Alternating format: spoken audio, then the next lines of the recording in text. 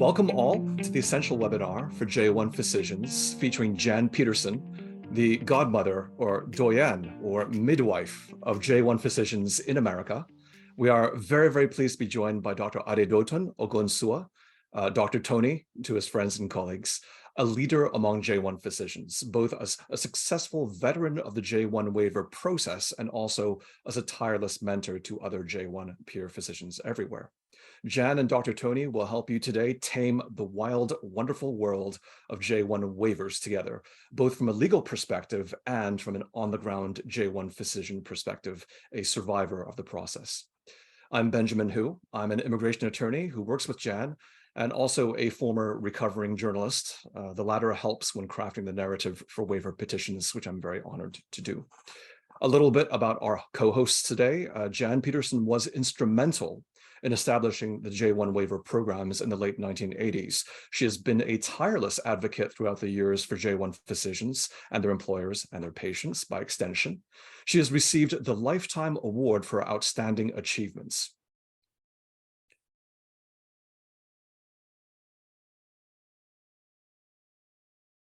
She has successfully represented thousands of physicians and their employers through the years, and she welcomes new clients and is available today for consultations. Dr. Tony is a renowned interventional cardiologist who just completed his J-1 waiver post. He has been a leader in the American College of Cardiology, the fellowship division. Now, before we get fully into this webinar, as every lawyer knows, we have to have our disclaimer. Apologies for your time and thank you for your patience. This webinar is expressly provided for informational purposes only. It is not formal legal advice. Participation in this webinar does not create any attorney-client relationship between Wright, Constable, and Skeen and the participants. These opinions expressed at or through this webinar are just our opinions. They may not reflect the opinions of the firm or any individual at the firm. This session is being recorded and it will be available at the URL at the end of the PowerPoint. So please stay tuned if you would like to view this and other helpful seminars and podcasts from Jan and Dr. Tony.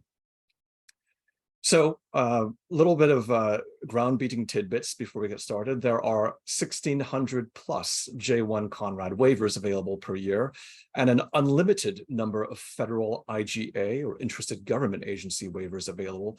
So that's certainly more than enough to go around. There's going to be plenty, so not to worry, but it is important to get your job search off on the right foot. And that is what Jan and Dr. Tony will help you do today. Often when J-1 physicians come into this process, there's a certain degree of intimidation, a certain degree of fear. Where am I going to end up? And the number of places you can go to, rural as well as urban, are multifarious, and they can suit all tastes and help all patients. So without further ado, I'd like to hand over the microphone to Jan and to Dr. Tony as we begin on this PowerPoint of the wonderful world of waivers. Thank you so much, Ben. And thank you to all our production team at Wright, Constable, and Skeen for putting this together. And I really appreciate it, and so do our listeners. So we're going to talk about the wild world of J-1 physician waivers. First, I want to extend a warm welcome to all our participants.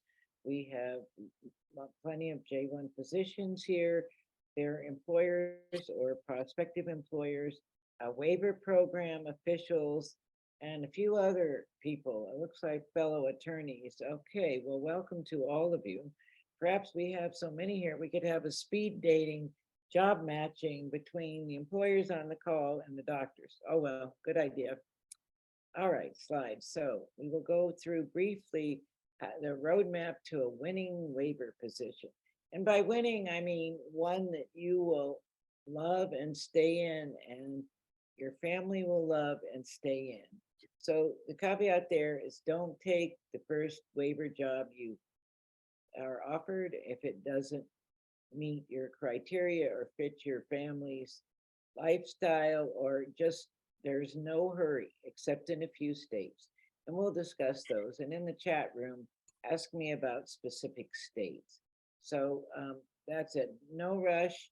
I can just tell you a little anecdote. I had several years ago a cardiologist and his wife, a nephrologist, went to interview in a rural town. And they began by offering the cardiologist what he knew to be far more than the market rate was. And his wife, who was finishing a year after him, was offered a contract as well. And they somehow got them to sign the contract on the day of the interview on the premises of the employer. Well, needless to say, that did not go well. Yeah, it did not go well. So do your due diligence, be cautious. In your search, do not let the anxiety and uncertainty overwhelm you. Do not be downtrodden, just depressed because your friend, oh, this friend, that friend got a job. Okay, I'm behind the curve. You're not behind unless you wanted a job in one of the states, which has already closed its waiver program for the year. Slide. So that's good guidance. Thank you, Jan, for that. Shall we talk a little bit about an overview of the process for J-1 physicians? Corey, if we can go forward one slide, please. Thank you. Okay, you all know this. Whether you complete your training on an H, J1, J2, or on some sort of EAD, your pot of gold at the end of the rainbow is the same, a green card. However, the caveat, as most of you know, is that if you happen to be born in India or China, your train toward the pot of gold at the end of the rainbow is much slower. However, note, just pin that there, that there have been backlogs which have been developed for the rest of the world, employment-based first and second preference. That's about the green card. We'll say a word about that later. So everybody's got a line right now except EB1 extraordinary ability. Okay, so the end is the same no matter where you start. Slide. Slide. Okay, so now we're going to briefly go over what flavor of waiver is right for you, the types of waivers. And as Ben said, there are plenty to go around. In fact, as far as the state 30 program goes, not even half of the states use their 30 waivers per year. So keep that in your perspective. There are waivers out there. Meanwhile, we will go to the federal waivers, unlimited. We'll tell you several times. The federal interested government agency waivers are open year-round, unlimited number. So if you don't get your waiver job, your first choice, because the waiver program is filled up or things and contractually didn't work out, look to the federal program. They're open, their door is always open. Fine. All right, so just a little bit about the Conrad State 30. For those of you who may not know, each state and territory of the United States may award 30 waivers per year to 30 doctors, as long as the job is in a medically underserved area. The caveat there is that each state may use 10 of those waivers for physicians who are not physically located in medically underserved areas, but who will serve patients who reside in those areas. So the answer, does my job have to be in a medically underserved area for a state 30 waiver? No, not necessarily. You want to look at that carefully because the states do give first preference to jobs in medically underserved areas. All right, so you've got the Flex 10 with the federal except for, sorry, with the states, but not with the federal. All right, so you all know this contract for full-time work, 40 hours a week of direct patient care. And you can imagine how often it comes up. What is direct patient care? The interesting one that came up was recently a government agency refused a waiver to a pathologist saying they didn't provide direct patient care. Well, that was overturned, so it is direct patient care. The next one I wouldn't worry too much about. You have to agree to commence employment within 90 days of USCIS approval of your waiver and H-1B status. You may be confused by the fact that some states' websites say you have to commence employment within 90 days of USCIS approval of your waiver. So that was kind of a drafting error that was passed around among a lot of states and agencies, and it really usually doesn't impact you. So you can't work with the J-1 waiver. You have to have the H to go with it. And you don't have to commence employment if there's things that prevent you from doing it. That's why it says agree to commence employment. So what happens if your license is delayed? All kinds of landmines along the road. So don't worry too much about that. So variations among states. This is a really, really hot topic these days. Non-compete clauses. Non-compete clauses are often favored by employers and probably never favored by J-1 physicians if they understand them. What they basically say is if you, Dr. Tony, don't practice medicine for me, if you don't practice medicine for me, then you are not eligible, you're not able to practice medicine within 50 miles of my office for a period of 2 years.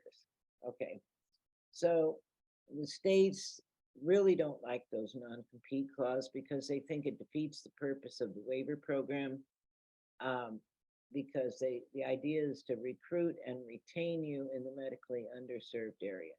And you may also have heard that nationally, the federal government, particularly the Federal Trade Commission, is attempting to abolish non-compete clauses nationwide, and it would probably cover most physicians. Okay, they don't like liquidated damages clauses in many states. They prohibit them. The liquidated damages clauses say, look, Dr. Tony, I spent all this money getting you to work here, and if you don't stay here 3 years or whatever we agree upon, we're going to agree in advance that you cost me $100,000. So if you leave or breach your contract, you get to pay me $100,000, right, Tony? Okay, good. 3-year minimum. Okay, some states have filing fees, specialist versus primary care. Every week I have consultations with lovely doctors who believe that if they're a subspecialist, they're at a great disadvantage for a state 30 waiver. Well, on paper, it looks that way because the original intent of the program was to heavily rely on recruiting primary care physicians. But the reality is that over time, the demand by employers for subspecialists has far exceeded primary care. Also, many of the primary care waiver applications now go to HHS, to their waiver program, so they've taken the pressure off the state 30 program. Okay, application periods vary widely. So you're probably already too late for Texas or Iowa. States are opening earlier and earlier to get a competitive edge on you. They want you, okay, I'm going to open in September. So Texas and Iowa, and I believe Georgia actually, I think Georgia opens in August. So yes, you're probably out of luck this year for that state. Applications periods vary widely. Make sure that you talk to a lawyer.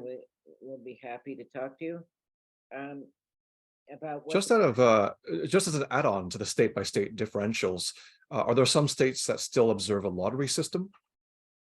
Oh, sadly, yes. Connecticut does, but I wouldn't really be deterred by it. Connecticut is the only state that is on a lottery system right now. However, most people, the people have been deterred from applying there. I would suggest you do apply.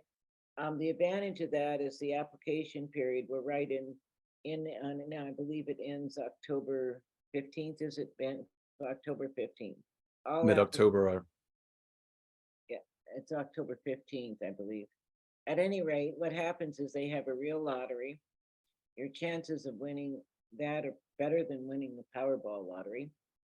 And the good thing is you find out exactly on November 14th of this year whether you won. So that gives you quite a lot of time to move on to other waivers, programs, and other job offers. Mhm. They also have a lot of workarounds for Connecticut jobs if they don't get the waiver.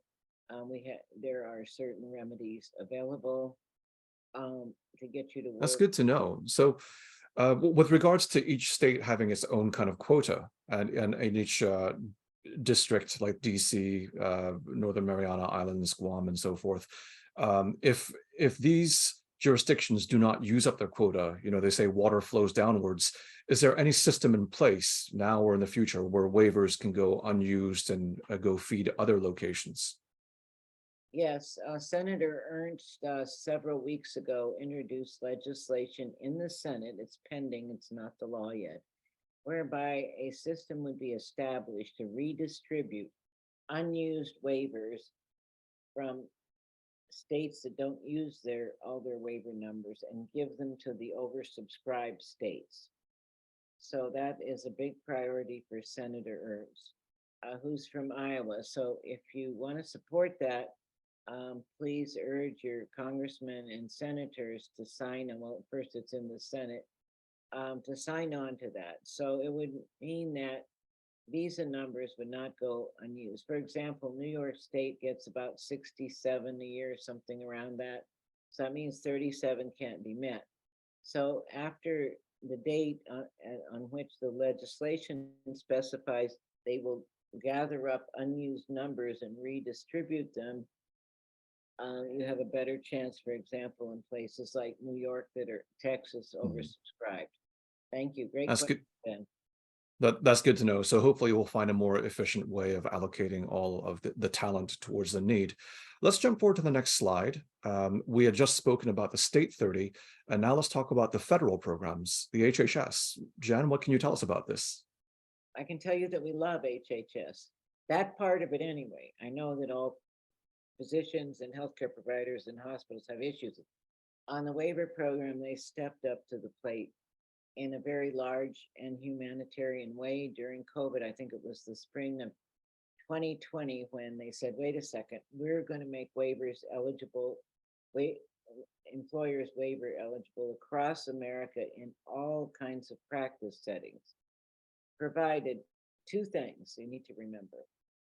The job location must be in a geographic area that has a shortage score of 7 or greater. And the physician must be going to do primary care. So those are at. Now, there's a little caveat there. You can read into more detail on the slides that you usually can't have fellowship training. However, there are exceptions. The exceptions are if you do a 1-year fellowship and you can manage to arrange your schedule so that you can actually begin your HHS waiver job within 365 days of finishing the residency. So we do several of those every year. Basically, people with geriatric medicines, 1-year fellowships, basically. So they work with their program directors and arrange to leave about a week early and start the waiver job before the year is up. Now, the big boon to all of us, hospitalists, are that the HHS will sponsor hospitalists, provided again they're in an area with a HPSA score of greater than 7. Ben, could you put in the chat box the address of how to find whether an area is underserved? Way ahead of you, Jan. I've just posted it. Look at you. Thank you. And so these HHS waivers, we like to stress they're available year-round, not like Conrad 30, because they are unlimited in number. So if you're interested and if you have an employer in a HPSA location, and if you qualify, then HHS is, you have plenty of time. And the last item there is recruitment required. Okay, so recruitment is required of some duration and some breadth for all waivers. So there's only a couple that you want to be aware of the timing. We have found employers who didn't know about the recruitment requirement and have to do it. It delays the waiver a little bit. It's usually not fatal and it can be handled. All right, so HHS gets the raspberry. Okay.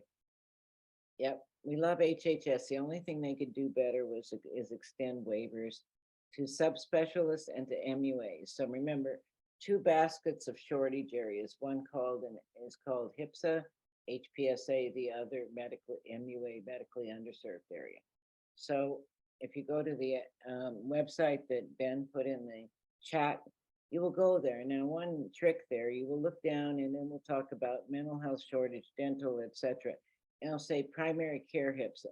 That primary care HIPSA is used for subspecialists too. So just remember that, because otherwise you might say, wait, they didn't list subspecialists, I can't have one. Okay, next slide, please.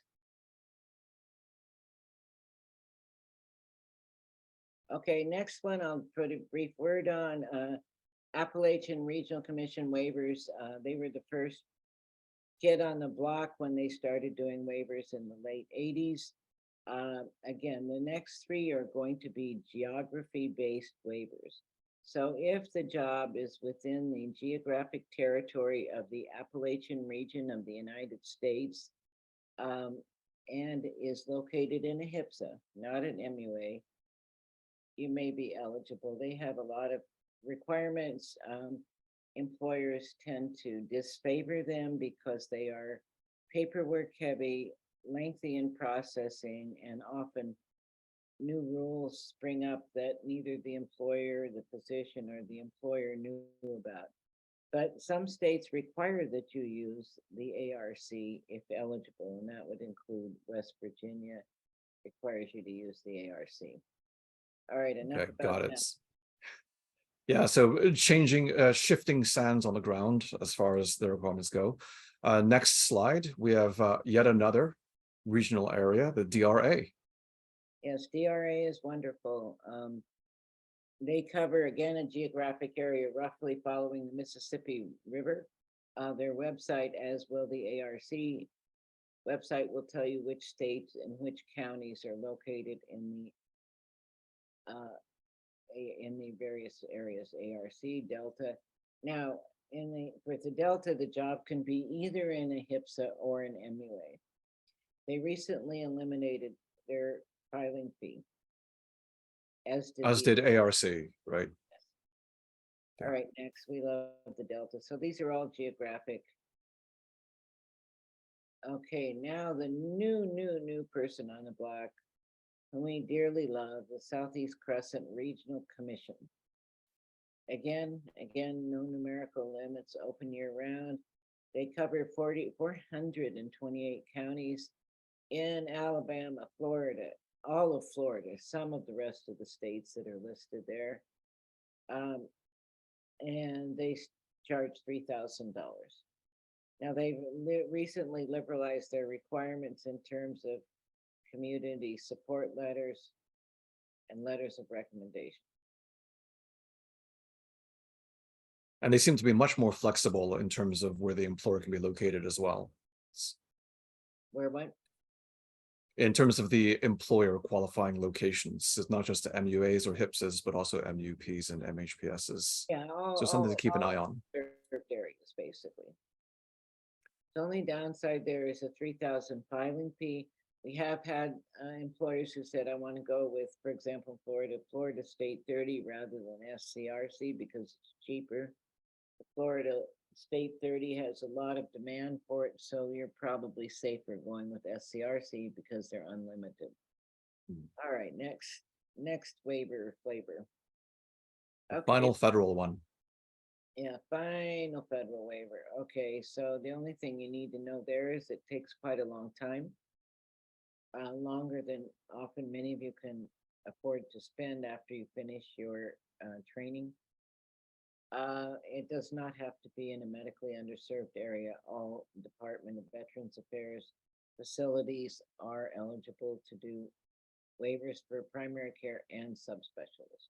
It's fallen into disuse mainly because the VA has not embraced that, and over time has come not to understand that you're an amazingly talented pool of workers, and just really hasn't tapped into it. So if you have an occasion to meet somebody from the VA or somebody from Congress on the Veterans Affairs Committee, say they complain about not having any doctors, but here we are, they make the program unusable for most of us. Good to know. So let's jump ahead to the next slide and we'll have a quick summary before we go into nitty-gritty of the job search and landing the job position. Oh, yes. Pros and cons.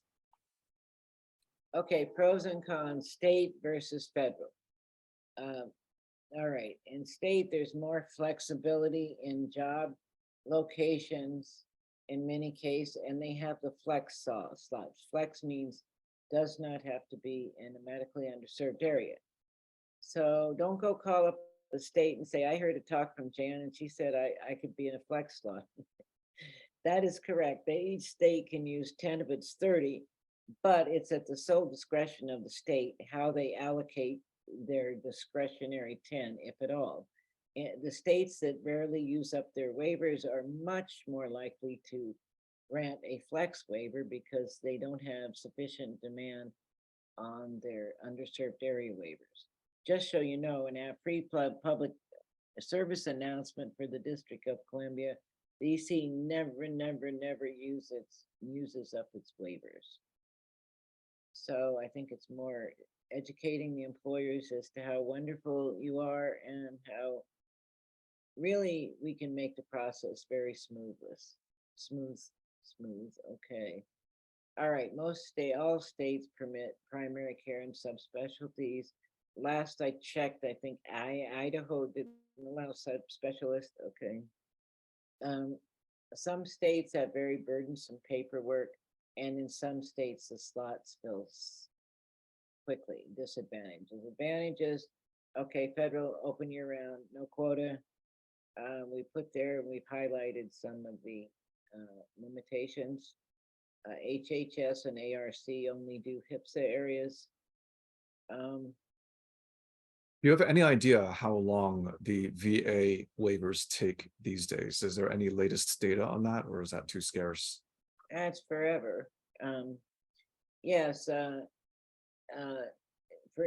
it, you have to be prepared. First of all, they're not allowed to open the recruitment until December of the year you're going to finish. So December 1st, 23, they'll tell the internal VA rules. It's their own rules. Say you can open the recruitment, and then you go through 3-4 levels of review. So I'm going to say to get through the VA, it's only, without regard to the State Department or USCIS, about 8 months. So, and then we'll add several months on top of that for DOS and USCIS. Yes. Yeah, good to know. Let's jump ahead, as we've now concluded. We have a very good overview, the 40,000-foot overview, eagle eye of the map. Next to selecting your J-1 waiver job and Jan's and Tony's prescriptions for success. First off, on the next slide, how to find a job. Tony, take it away. I mean, thank you guys for letting me be a part of this discussion, which I think is very important for J-1 waiver physicians, because I think the task is very daunting, especially trying to combine training, and then job search at the same time. So I'm happy to be here to help, hopefully help in some ways to make this a better process for everyone. So I think, in my subspecialty and in a lot of other specialty, we get contacted quite a lot by recruiters. So that is one avenue, but bear in mind that there might be some other substantial fee involved, between some other contracts between the recruiting agency and the hospital that is using the recruiters. So that's one thing to keep in mind while using recruiters. Not that they're necessarily bad. I've had some very good experiences with some of them during my job search, both before and after waiver. but they do help you decide or help you think about places you might not have previously thought about. So that is one area for people to think about. Obviously, we just showed a slide of all the different websites and online tools that you can use to look for jobs. You can actually, you'll be able to tab it so that, you can look for J-1 eligible positions. And that's one advantage of using recruiters as well, is that you can tell them you're looking for a J-1 position so they can help you narrow that and make it easier for you for your job search. What I found, however, most meaningful is just using your contacts during your training. People you've met either during your residency or fellowship, or people you've met, at different conferences and things like that, who you've gotten to know that they're either J-1 physicians, and they've graduated and are currently practicing in a J-1 waiver location. That is always very good to reach out to them. I have people reaching out, 2 weekends ago, I still have people reaching out to me about potential job in a location that was J-1 eligible. So that is always a good resource to go to. So making those connections during your training is always very important as well. And also, in my subspecialty, we, being in the cath lab, we have a lot of traveling device reps who go to different locations and cover different regions, and they are a very good resource to talk to as well, in terms of, because they will be able to give you some inside tips about what is going on, where they're looking for a doctor or how they, practice it. So that is always a good idea to reach out to, those, kind of people, if you happen to be in a similar subspecialty, whether you're in the OR or you're in the cath lab, where you have reps who come in to help with your procedures from different locations. They are very good resources to use as well. So overall, I think it's important, when you start the process, to know what your market value is. I always tell this to people, because I've seen people make this mistake where, especially coming out of a long training, medical training, any amount of money, you're like, oh my God, this is a lot of money, I'm gonna sign it right away. And that is, not uncommon to see people do that. They're like, oh, this is more money than I ever thought I'll be earning, so I'm gonna just go for it. But there is a lot more beyond the money, and also you actually, I recommend that you go to a couple of different places, so that way you'll be able to compare contracts. Because even though the first one might seem good, you might be able to get a better contract in a better location. So try as much as you can, to even, to not sign the first contract you get, and also to negotiate. I always say, this is kind of like one of the principles of negotiation. The employer is always going to start lower.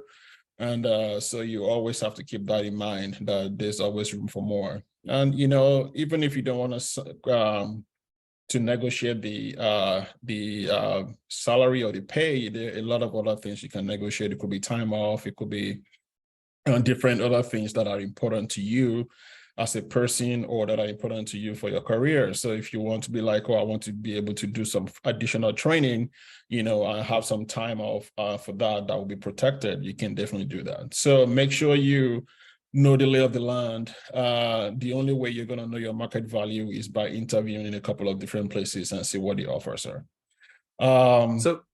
So to Dr. Tony, yes. we're trying to dispel myths that might abound about the program and about job hunting. So you're saying, do not just focus all of your attention on one employer, actually ask around, interview around. Yes, absolutely. I think that's very important.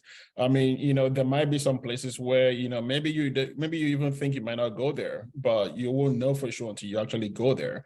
And, they might surprise you, or not, but at least that way you have some comparison.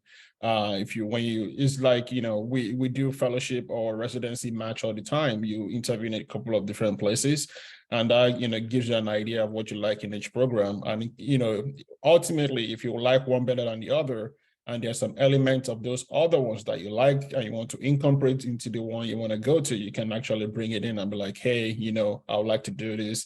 This other place is offering me this. Are you able to do that too? So I think it's very important to that's speak. very good to know. So a reminder to all physicians who might be tuning in this market for professional skills, there is no stigma of promiscuity involved in interviewing at many different employers. In fact, that adds to your negotiating value. Absolutely. Absolutely. Thank you for that. Just to highlight that, I find many physicians looking at jobs and they don't want one prospective employer to know they're looking at other employers. They are afraid that they'll lose the job offer, I believe. And I tell them, no, if you have multiple job offers, it probably comes across to the employer as you being very desirable. Absolutely. Perhaps they want to offer you more money. Yeah. I mean, there was one odd place because they knew I was interviewing in other places. They gave me a contract, you know, the next day because they wanted me to see, you know, get, you know, they're like, are you interviewing at the dinner? They're like, are you interviewing in that place? I'm like, absolutely. I'm flying out tomorrow to this other location, to interview there. And I just came back from somewhere else. So they're like, oh, that means we need to get you an offer as soon as we can. So, you know, I don't think that, you know, again, everybody, I don't think the employers expect you not to be interviewing other places. So just be open, be honest. You know, you don't have to disclose where you're going, but just let them know that, you know, I'm definitely interviewing a couple of different places, and, you know, we'll be weighing my option with my family, or, you know, depending on what is important to you. Yeah. Very good to know. Thank you. Corey, let's take a couple of slides back. We talked about Dr. Tony's J-Waiver tips, and I think that we can also hear from Jan's waiver tips, landing your dream job. Anything you'd like to add? Yeah, landing your dream job. Think of it as your dream job. You can create that it's your dream job. What we seem to have come to, sometimes on the part of physicians, sometimes on the part of employers, and they say, oh, it's a waiver job. What more can, I can't expect much. Okay, you really can. You can create that. You go where they really need you, not where they necessarily, where you may want to be and they don't need you. So you're going to do best in a place where you're really needed. They're going to treat you like gold and like the amazing human being and doctors that you are. All right, just a couple things there. Keep your CV to one page for non-academic jobs. Attach a color photo. I've taken surveys over the years about photo or no photo on the CV. Overwhelmingly, it comes through for a photo, a good photo, not out surfing or whatever, probably, but a nice professional photo. They will remember you. Every client I've ever gotten a resume from, I remember them and I remember their face. Take your spouse with you to the interview. Don't be shy about that. You need your spouse to be happy in the location. And act interested. Do your homework on the place. This is largely for more rural areas. Ask them, you know, the recruiter will put you together with real estate agents, other physicians, people in the medical community, civic leaders. Ask to tour the schools your children will be attending. Don't be shy. You know all too well that J-1 physicians have a long journey just to get to America. Very often they get the leftover residency and fellowship slots.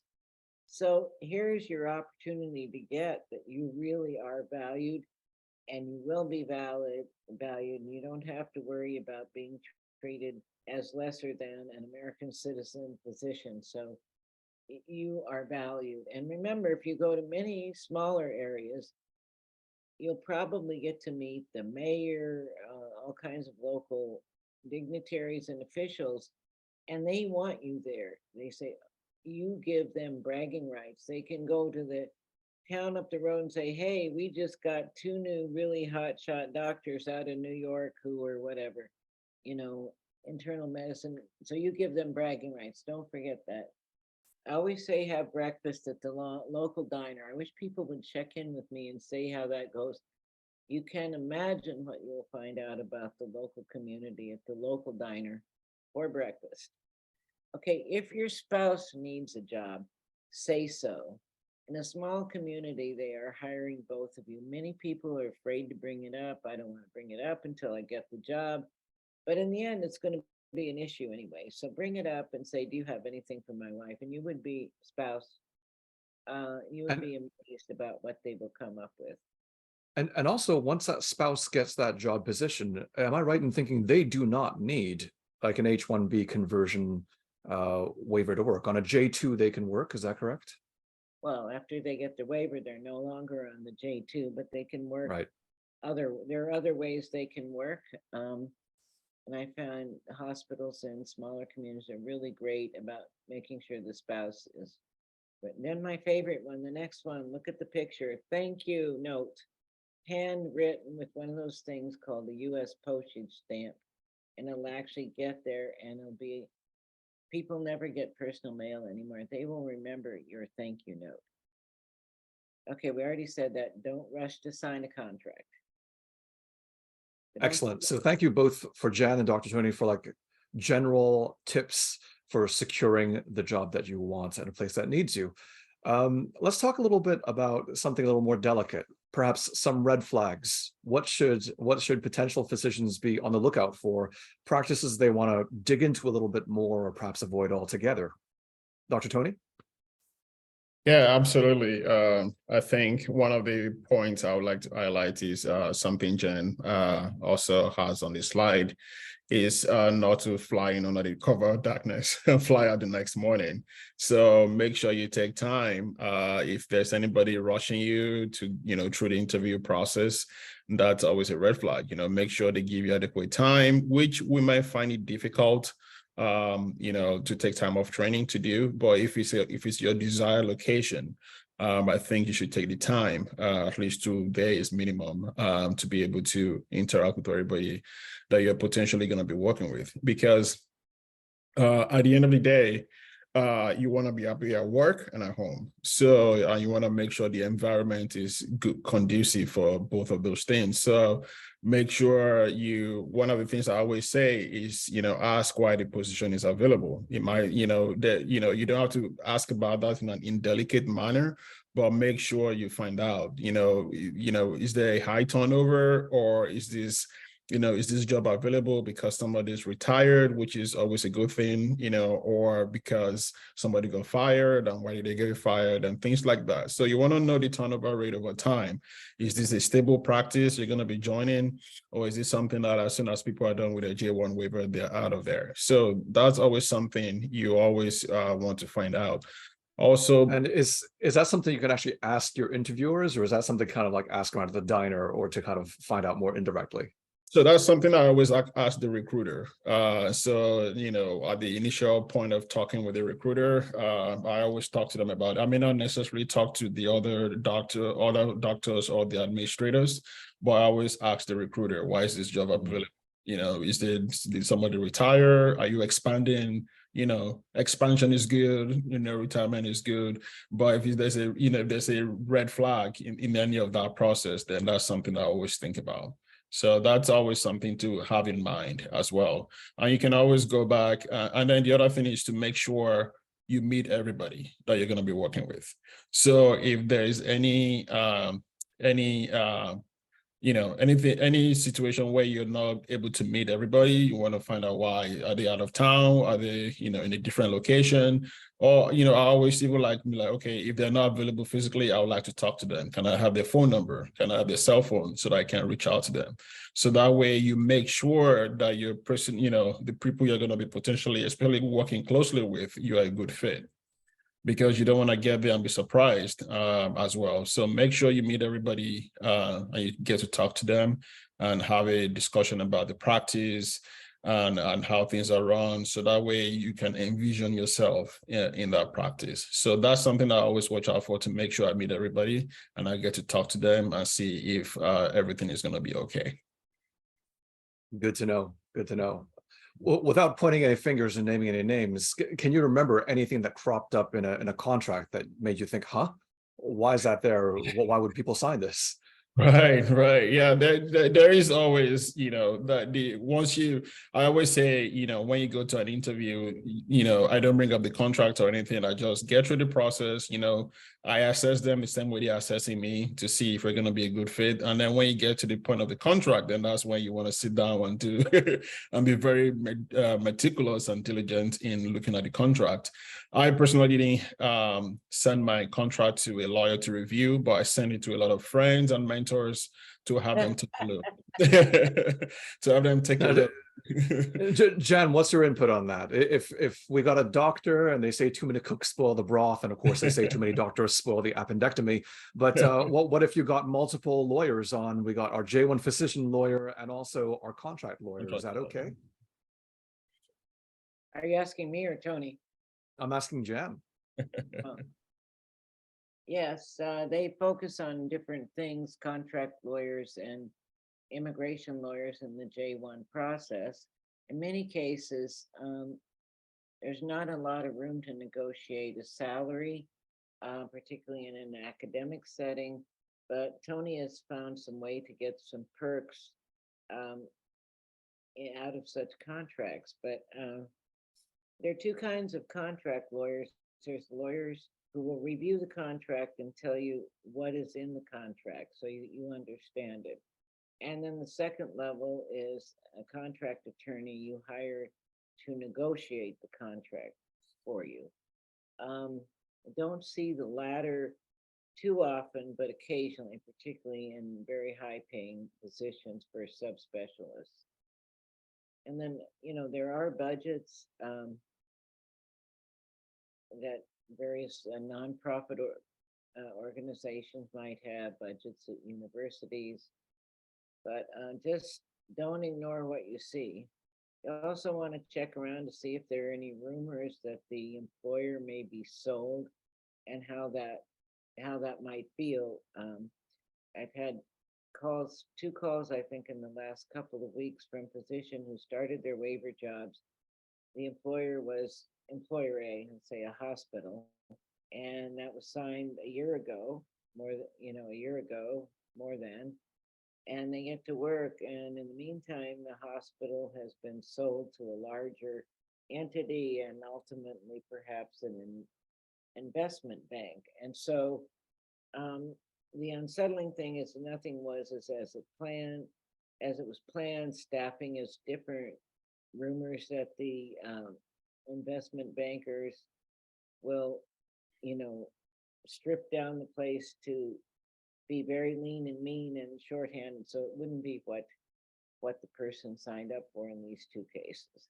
And John, I want to say that, that is not just private equity. I just heard this morning of a community hospital that got bought out by a big university system, and all the cardiologists were let go right there. So that happens. That happens, everywhere too. They were, it's been going around to this morning, like how, they just came in the morning and they were told they can go back home, and that was it. So that happens, not just with private equity, unfortunately, but also with any larger system buying, a smaller hospital. Yeah.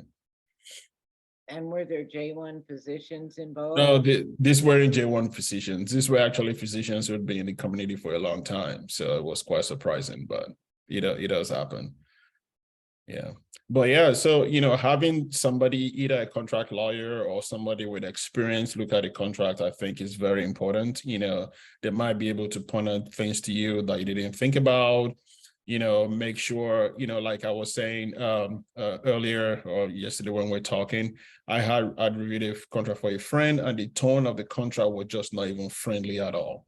It was very, very top-down heavy and kind of like not even recognizing this physician as a person. It was just, using language that to me, I felt were not very friendly. So I told her, I don't think you should sign this contract, So something like that, and this is a good colleague of mine. And she was just like, oh, take a look and see what you think. And she was like, yeah, I feel the same way too. So I just wanted to be sure I wasn't crazy.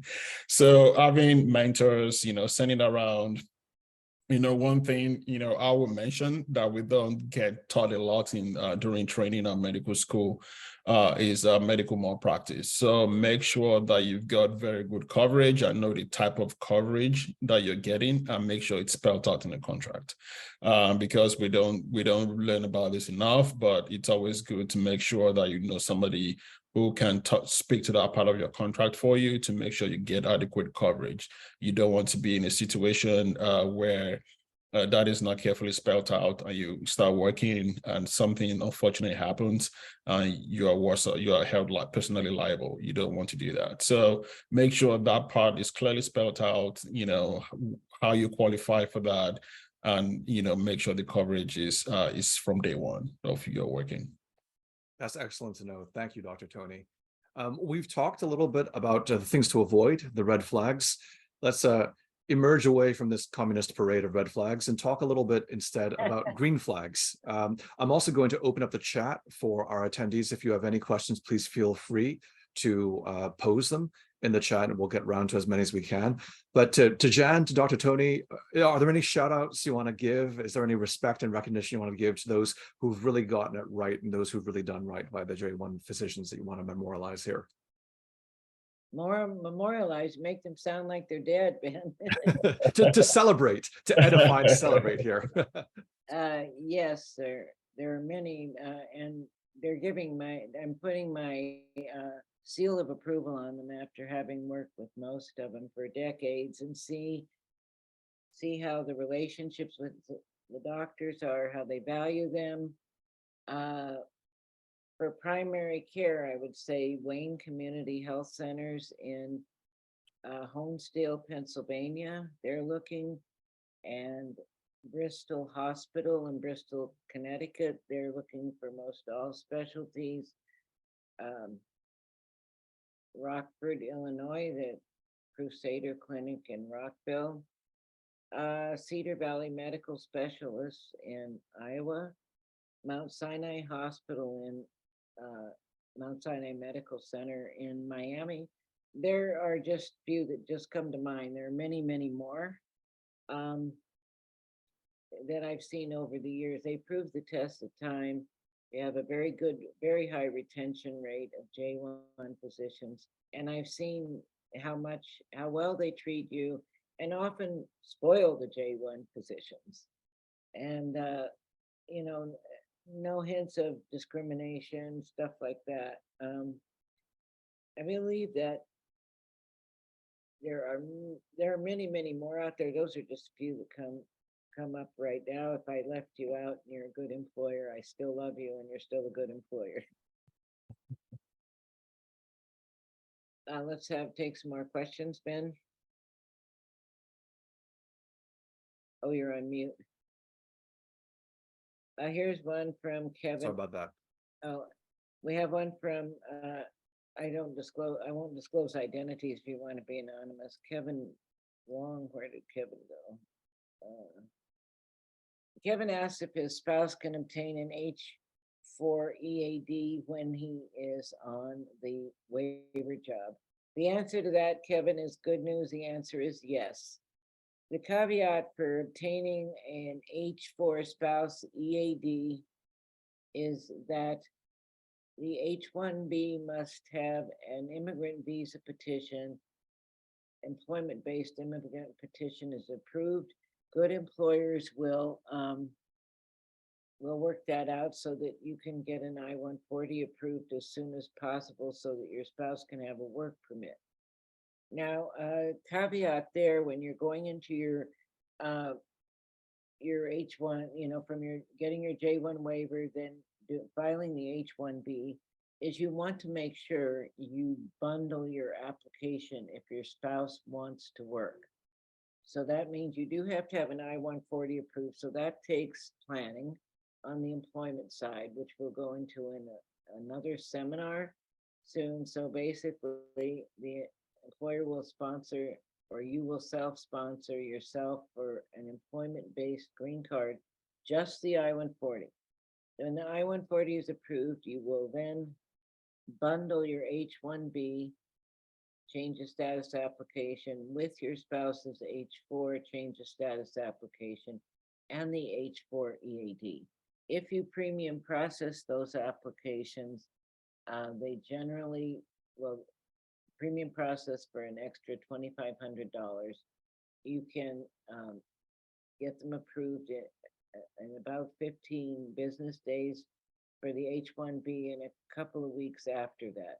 As many of you may have heard that the government had so many lawsuits from H-4 spouses because the work permits were taking 9 months, 10 months, 12 months. So they said, okay, we'll bundle them. Now, what I'm hearing now from some doctors is that the lawyer didn't tell them that they could bundle, and they didn't make arrangements for it, and they didn't start an I-140 petition early enough.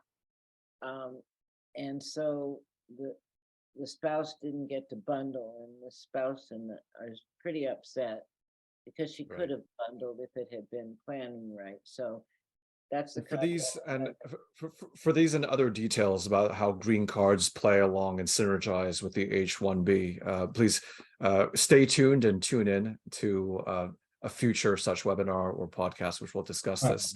Back to waivers, there's a question: is telehealth a possibility in any of the waiver options? I know that there was a talking about direct patient care. Jan, do you know if the pandemic has caused any change in working from home or remote work? Oh, yes, there are lots of, yes, telemedicine is generally allowed. It varies by waiver program to waiver program, and it's certainly possible. And I would say Understood. I did do telehealth as part of my J-1 waiver as well. It wasn't a major part of my practice, but I was able to provide telehealth services with no problems. And also go to outlying facilities aside from my main location, as long as there was a contract established between the facility and my hospital. Good to know. Thank you very much for that. Next question up is, if a practice accepts only Medicare Advantage, does that also qualify as an underserved area, or is that not germane? This is for the SCRC, the Southern Crescent Regional Commission. That depends. That would be a problem depending on the program.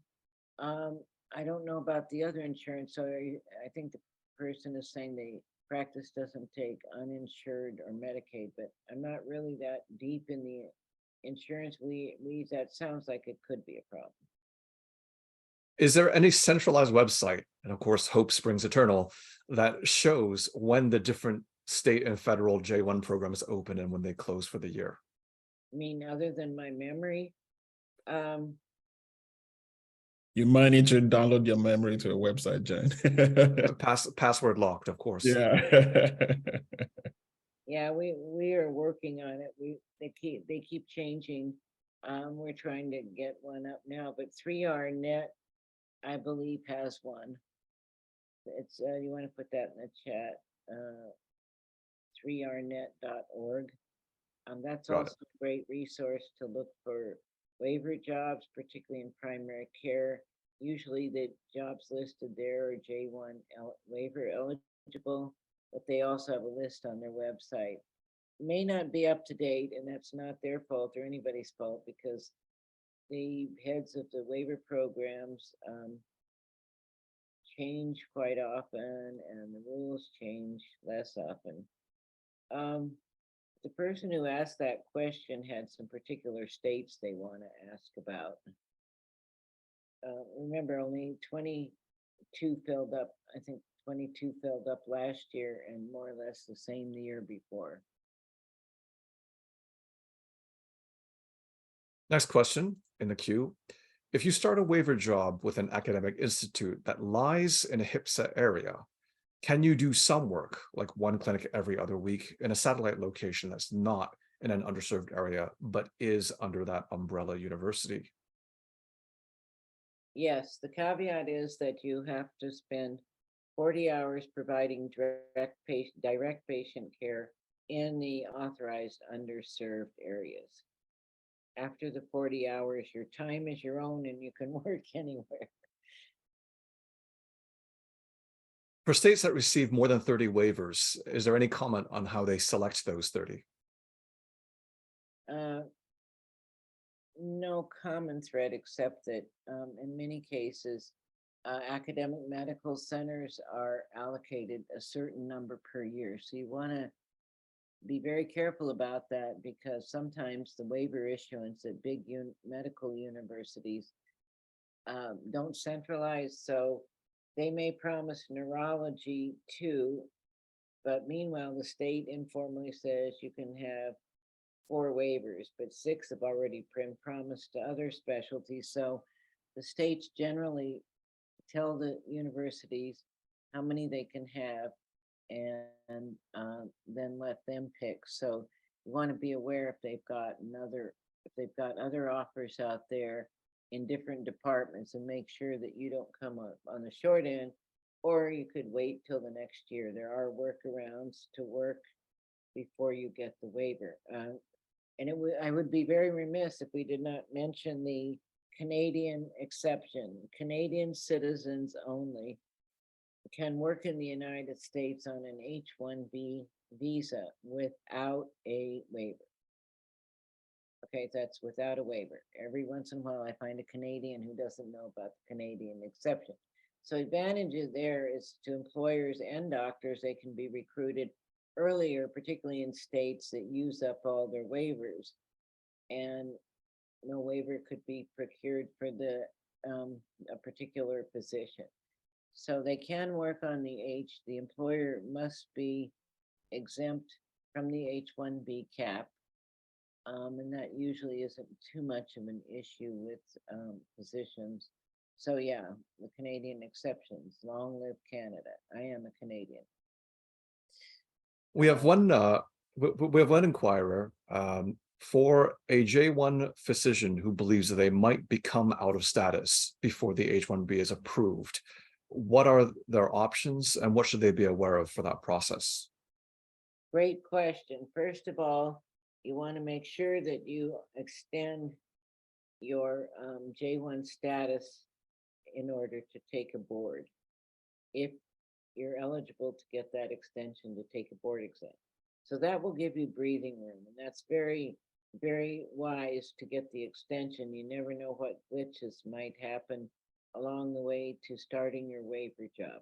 Now, if you get outside the waiver, even the grace period, the waiver plus the grace period. Of course, every J has a 30-day grace period when they complete their program, and then the time to take the board exam. And if you're going to run out of that for some reason, then you probably have to take a slight vacation in another country until your paperwork is worked out. It's very fact specific. For example, you got your waiver at the last minute, and there just wasn't time, but it's not the end of the world for sure. So perhaps a question for the inquirer to contact you directly via the contact details in the PowerPoint right now. Right. So the authorization to stay is the completion of your program plus 30 days, and possibly the extension to take the board exam and a grace period after that. Now, earlier on, you had spoken a little bit about flex waivers in the Conrad 30 state program. Is there anything else that you can talk about any variations on how the states go about apportioning those, or the nuances and how they're enforced? Well, again, it's 100% up to the discretion of the state Department of Health how they distribute their 10, or if they even use them. If they say we have way too many requests for underserved areas, so we're not going to give any away. Very often they informally allocate a certain number of those waivers to academic institutions who are not located in an underserved area. So the only way you can be fairly confident you might get one are states that definitely don't come close to using their 30, and that would include New Jersey, DC, a lot of others. So there's the states that are more populous. As long as that medical provider does provide services to people who are located in these underserved areas, kind of like a magnet institution. Right. One inquirer had a droll question. The inquirer seemed to had difficulty understanding how DC could not come close to using their quota. Would you like to comment on that, or is that something we Oh. don't want to touch? No, would I ever like to comment on it? Yeah, try to get a doctor's appointment in DC with good insurance. Good luck. Ben and I are both in DC area. Yeah. They've never used them. The State Department of Health is wonderful. We've even tried to develop a program for employers to make the process understandable and user-friendly and streamlined for them. There's just not interest. It's not that there's not empirically, I can say, and anecdotally, there is a shortage of physicians in DC. But I don't know why that is. Now, Maryland uses theirs up. Virginia uses theirs up. It's DC. We have our theories about why that is, but the community health centers here use HHS waivers. And some of the universities, George Washington University does a few. It's just there aren't that many employers interested in doing it. Not that they don't need it. They've heard, stories about how horrible it is, and it's not at all. So it's really a matter of educating employers. Rewording of a previous question. So as a Canadian citizen, could a person be able to transition their J-1 to an H-1B and continue to work without having to complete a waiver? Yeah, of course. Yes, you can, but you can't get a green card without a waiver. And the H-1B is limited by term as well. Well, yes, you can have a maximum of 6 years, but that's also waivable if you have an immigrant visa petition filed. Right. So for a Canadian citizen physician, they can certainly start work on the H-1B, but they will need some end of process plan if they want to get the green card, and the waiver is a mandatory part of that plan at some point. Yes, provided the H-1B employer without the waiver is a CAP exempt organization, such as a community health center, a university, places like that. And sorry, just to follow up on something from earlier. I didn't know this before, but Jen probably could comment on this. It's possible, since we talked about contracts earlier, for you to word into your contract a way for you to get a green card that the employer will sponsor, and you can actually start processing the green card as soon as you start, your job, or as soon as the contract is signed. Do you mind to comment about that a little bit more, or enlighten other people about that more? Yes, an important part of the contract, and don't be shy about it, is writing in provisions about when and how, through which pathway they will pursue a green card. That will give you and your family certainty. That'll give the employer certainty that you intend to hang around for a while. As I said, there are various scenarios. There are several ways to do it. We will talk about that at our next seminar, but just briefly, you can have an EB-1A if you're really a rock star. That's a self-petition. You can have an EB-2, national interest waiver, if you're almost a rock star, exceptional ability for that one. Then we actually handcrafted for you all a physician national interest waiver, also a self-petition. That is used very often, and it's a very good thing, particularly if you're born in India, because it's going to take more than 5 years to get your green card anyway. So PNIW requires a contract for 5 years, and support from the state 30 program, but it has a lot of flexibility. It is the only green card application that you can file during your 3-year waiver commitment. The actual green card application would get you and your family all work permits and advanced parole travel documents. However, caveat there is there's a backlog is developed in that PNIW second preference, all second preference, probably close to 10 to 12 months. So Right they're now, doing they're saying July 2022. July 2022. Okay, but you So that's 1 year plus 3 months. but January, yeah. So there's nuances there, but if you don't get a waiver, you want to go to a place they really want you, then you can start out early on the PNIW path. It's important to note that you can apply for a green card through as many ways as you are eligible. One doesn't cancel the other. So you can start out with the second preference, this, and go to first graduate to first preference, and you keep your original place in the waiting line. Enough about green cards for today. Let's get you to the waiver job. Right, but just to clarify, that's something you can put in a contract so that the employer can start working on that. If that is important to you as well, yeah. And be sure you have in the employment contract that separate out legal fees and U.S. government filing fees. These days, the government USCIS filing fees for H's, green cards, whatever, are so high that they actually will eat up if the employer doesn't think and puts in one number for immigration expenses. Well, you could eat up the allowance just on the filing fees without any legal fees. And heaven knows us lawyers would like to get paid every once in a while, right? Certainly would be nice. 2 more questions that have popped up. We'll run through them as quickly as possible. One inquirer asks whether the HPSA rating has a cutoff point that can make a location eligible for subspecialties. So in other words, is HPSA itself directly related to subspecialty waiver eligibility? If it has any HPSA score, it's eligible as a medically underserved waiver for all waivers. There's no separate number for subspecialties. The only time you worry about a number is for an HHS primary care waiver, and then it must have a shortage score of 7 or greater. And as I said, the designation on the website, the HPSA website, says primary care area.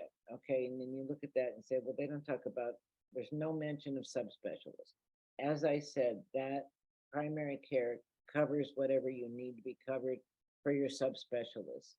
So did I make that clear? Is that clear? I suppose the second half of this jointed question, like an elbow joint, I suppose, is what is the binary determination of whether subspecialties are allowed for a certain waiver? And that goes by waiver category, right? What's the question? What categories allow subspecialists? I think we said all waiver categories do in the federal side, except HHS. Except HHS, yeah. And then most all state 30 programs allow subspecialists. And the marking, when you go to input the address and go to the HPSA website, if it says primary care HPSA, that covers all specialties. It's just that they don't break them out for subspecialists, not to worry. Also, here's another question. If we have time for one more, here's an interesting question. If we have 2 spouses, one a J-1 and one a J-2 with an employment authorization documentation, both could be eligible to do their own separate H-1Bs. Is it recommended for them both to do separate H-1Bs and their own individual waivers, or is it better for one spouse to do the H-1B and waiver and the other one to slide into H-4 with EAD in terms of green card? No. I'm not sure I understood the question. First of all, the J-2 EAD terminates when the J-1 status terminates, and they don't get to work during any grace period or any extension granted for the boards. It's finished when they finish the actual training. I'm not sure what the other question was. Yes, the J-2 can have an H-1B. Is it better for, if you're 2 spouses, both of whom are doctors, and who could do from a J to an H-1B, should they both do J to H-1B, or should one just stay on H-4 with the other one's H-1B? Are you saying that one of the spouses was J-1 and one was J-2? That seems to be the call of the question, yes. Well, there has been some kerfuffle at immigration over the years. And it's best if the H4, sorry, if some lawyer attorneys say to be safe, apply for J2 to H4 and H4 to H1. That's because of some silliness somebody at immigration came up with. So Interesting. So on the card, so go from spouse of J1 to spouse of H1, i.e. H4, and then to H1 in own right. Yeah. Interesting. However, you can short circuit that if you go out to get the H1 visa stamp, then the H4 can get a stamp. Yeah, somebody came up with a weird idea at the water cooler at immigration years ago, and it pops up. So most people, to be conservative, don't even try to do that. Oh, J2 to H1 directly. They have the step in between. I would also like to mention to our viewers right now that Jan Pederson also is the editor of a consular practice visa practice handbook to teach other lawyers how to do with consular practice. So for very detailed visa questions, absolutely please submit your questions via the email or phone number shown on screen. Final question for Jan. Can you use a physician's national interest waiver for a place position that is not eligible for HPSA? Okay, in order to qualify for PNIW, you have to agree to work in medically underserved area or areas that can be combined for a total of 5 years. It must be a HPSA or an MUA or an MUP. It can't be nothing. Got it. So it doesn't necessarily have to be HPSA, but if it's not, it would have to be MUA or MUP, something else that's on that HPSA find. Medically underserved area, yes. Right. Well, that's very clear. Thank you very much for that binary answer, and also to all the other nuanced answers, Dr. Tony and to Jan. We are immensely privileged to have the benefit of your wisdom and your learned experience. Please stay tuned. On the website, there will be announcements and via social media announcements for future webinars and podcasts to dig further into the later sections of the process of the journey from J1 to H1B and possibly to green cards. And if you have any other questions that we weren't able to get to today, please feel very welcome to submit them via the email address and phone number in the chat box. Thank you for your time. We hope that this has been informative, and we look forward to seeing you all again in future. Take care. Thank you all. Thank you. Great audience. Have a great day.